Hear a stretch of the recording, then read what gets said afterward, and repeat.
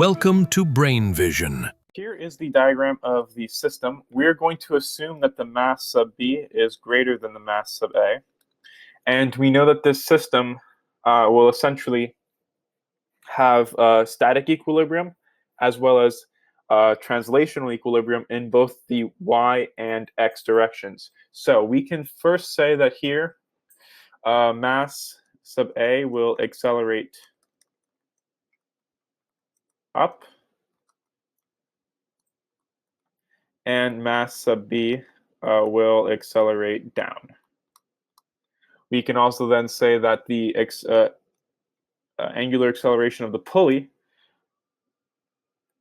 would be equaling A, the acceleration of the linear acceleration of the system, divided by r, the radius of the pulley. And so we can apply Newton's second law. Sum of forces in the y direction for block A. This would be equal to the force tension sub A minus m sub A g, and this would be equal to the mass sub A times the acceleration of the system. We know that then the sum of forces in the y direction for block B, this would be equaling m sub B g minus the force tension sub B, and this would be equal to the mass of block B times the linear acceleration of the system. We can then solve and say force tension sub A will be equaling m sub A times g plus m sub A times A, and force tension sub B will be equaling m sub B times g minus m sub B times A.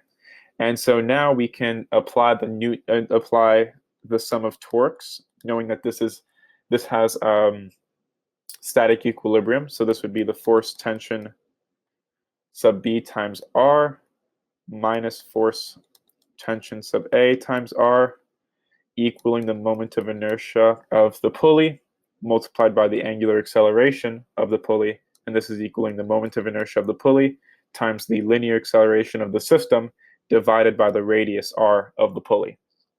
And so we can say that we are going to substitute the tension expressions into the torque equation. And so we can say that force tension sub B r minus force tension sub A r equaling the moment of inertia times the linear acceleration of the system divided by r. And so we have that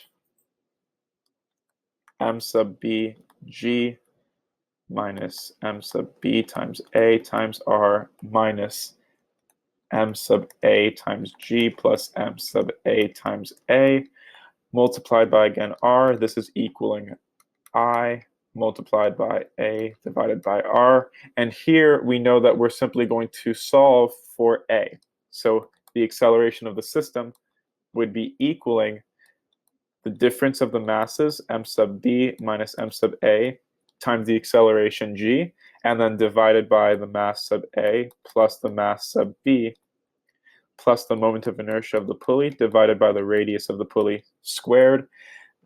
We can then say that if the moment of inertia is ignored, then from the torque equation, we see that the force tension sub B equals the force tension sub A. And so this would be the answer if the moment of inertia cannot be ignored. But if it can be ignored, we can then say that the acceleration of the system with the moment of inertia equaling 0, this would simply be the difference of the masses, m sub B minus m sub A, times, again, g, divided by the sum of the masses, m sub A plus m sub B. And so this would be your answer if the moment of inertia can be ignored. That is the end of the solution. Thank you for watching.